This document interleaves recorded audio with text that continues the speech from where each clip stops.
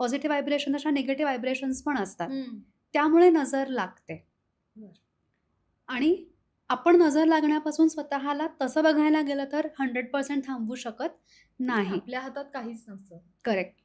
मग आपण काय करू शकतो? हम्म. तर अगदी 2-3 उदाहरणं छोटीशी सांगते मी, हम्म. की घरामध्ये कापूर आणि लवंगा जाळायच्या बरं. देवासमोर. हम्म.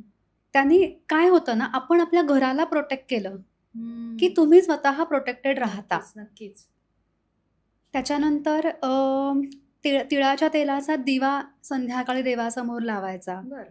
आणि पूर्वापार चालत आलेली अजून एक गोष्ट म्हणजे तिन्ही सांजेला देवापाशी दिवा लावल्यानंतर हम्म. जे कोणी घरामध्ये उपलब्ध असतील व्यक्ती त्यांनी सगळ्यांनी आपले पारंपरिक श्लोक आणि स्तोत्र मंत्र म्हणायचे.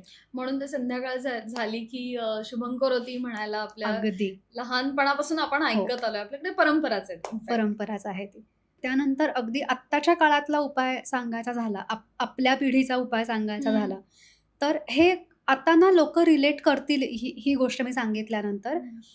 बाहेरून घरात आल्याबरोबर लगेच हातपाय धुवायचे.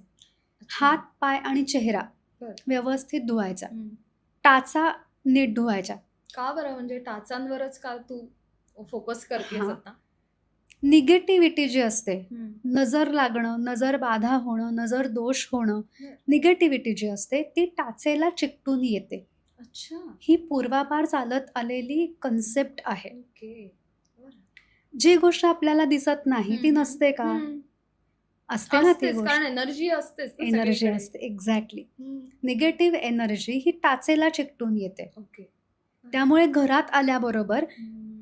पाय धुणं, टाच धुणं हे फार महत्वाचं आहे. धुतल्यानंतर बऱ्यापैकी तो दोष निघून जातो. अच्छा.